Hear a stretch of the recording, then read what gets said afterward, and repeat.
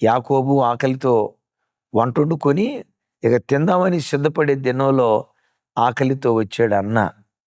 అడిగాడు, నీ చిక్కుడుగాయల కూర ఇవ్వు, అల్పమైనది, ఒక్క పూట కూడు. యాకోబు ఏమన్నాడు తెలుసా? ఆహా, అమ్మ దొంగ, అంత తేలిగ్గా ఇస్తాను నీకు? ఇస్తా గాని నీ చేస్తత్వం నాకు ఇస్తానంటే అప్పుడు నీకు ఇస్తా. యాకోబు గురేంటి? జాస్తత్వాన్ని సంపాదించాలి. ఏశావు అన్నాడు, త్యాగం చేయటం రాని ఏశావు అన్నాడు, నేను చచ్చిపోబోతా ఉంటే ఎందుకు నాకు ఈ జ్యేష్ఠత్వం?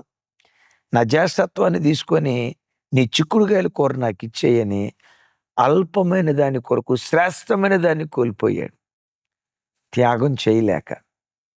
యాకోబు త్యాగం చేసి అల్పమైన దాన్ని ఇచ్చి శ్రేష్టమైన దాన్ని పొందుకున్నాడు. పొందుకుంది జ్యేష్ఠత్వాన్నే కాదు, జ్యేష్ఠుడైన యేసుక్రీస్తు వారిని పొందుకున్నాడు. యాకోబు వంశావళిలోనే కదా యేసుక్రీస్తు వారు వచ్చింది. యాకోబు వంశావళిలోనే కదా యాకోబు వంశావళిలోనే కదా దైవజనుడైన మోషే వచ్చింది.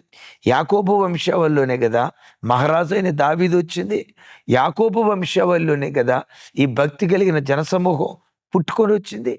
ఆ యాకోబు వంశావళిలోనే కదా సార్వత్రిక సంఘం ఉద్భవించింది. ఒక త్యాగం ఎంత గొప్ప భవిష్యత్తు ఇచ్చింది.